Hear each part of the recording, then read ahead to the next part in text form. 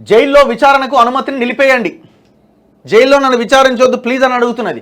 ప్రత్యేక కోర్టులో కవిత recall petition నిరాకరించిన న్యాయస్థానం. తీహార్ జైల్లో ఆమెను ప్రశ్నించిన సిబిఐ నన్ను జైల్లో విచారించొద్దనే పిటిషన్ వేసిందండి. కోర్టు నో విచారించాల్సిందే అంటే సిబిఐ పోయి విచారించింది. ఢిల్లీ మద్యం కుంభకోణం కేసులో అరెస్ట్ అయి ప్రస్తుతం తీహార్ జైల్లో ఉన్న బీఆర్ఎస్ నాయకురాలు కల్వకుంట్ల కవితకు శనివారం ప్రత్యేక కోర్టులో ఎలాంటి ఉపశమనం లభించలేదు.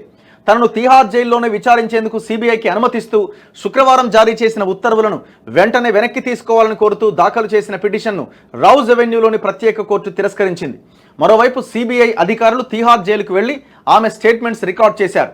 జైల్లో ఉన్న ఆమె తరపున సీనియర్ న్యాయవాది విక్రమ్ చౌదరి, నితీష్ రాణాలు ఈ పిటిషన్ దాఖలు చేశారు. విక్రమ్ చౌదరి వర్చువల్గా, నితీష్ రాణా ప్రత్యక్షంగా వాదన వినిపించారు. జైల్లో విచారణకు అనుమతి కోరే సమయంలో సిబిఐ చట్టబద్ధ ప్రక్రియను పాటించలేదని తెలిపారు.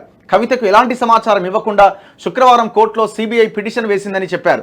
జ్యుడిషియల్ కస్టడీలోనే విచారణ జరపాలంటూ శుక్రవారం నాడు ఇచ్చిన ఉత్తర్వులను తాత్కాలికంగా పక్కన పెట్టండి, ఆమె వాదన వినే వరకు అమలు చేయొద్దు అని ఆమె తరపు న్యాయవాది రాణా కోరారు.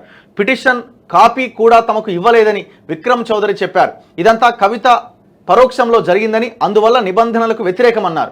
వాదనలు విన్న ప్రత్యేక జడ్జి కావేరి బవేజా కవితకు ఉపశమనం కలిగిస్తూ ఎలాంటి తాత్కాలిక ఉత్తర్వులు ఇవ్వలేదు, సిబిఐ వాదన వినకుండా స్టేటస్ కో ఉత్తర్వులు ఇవ్వలేమని తెలిపారు. కవిత పిటిషన్పై సమాధానం ఇవ్వాలని సిబిఐని ఆదేశిస్తూ తదుపరి విచారణ 10వ తేదీకి వాయిదా వేశారు. అనంతరం న్యాయవాది రాణా ఓ వార్తా సంస్థతో మాట్లాడుతూ శుక్రవారం ఇచ్చిన ఉత్తర్వులను రీకాల్ చేయడానికి కోర్టు అంగీకరించలేదు. కోర్టులో విచారణ జరుగుతుండగానే మరోవైపు తీహార్ జైల్లో ఉన్న కవితను సిబిఐ అధికారులు సుమారు 4-5 గంటల పాటు విచారించారు. గతంలో సేకరించిన వివరాలు, కొత్తగా మేక శరణ్ పాత్ర తదితర అంశాలపైన ప్రశ్నించినట్టు సమాచారం. ఆమె అల్లుడు ఆయన శరణ్ కవిత వాంగ్మూలాన్ని సిబిఐ రికార్డ్ చేసినట్టుగా తెలిసింది.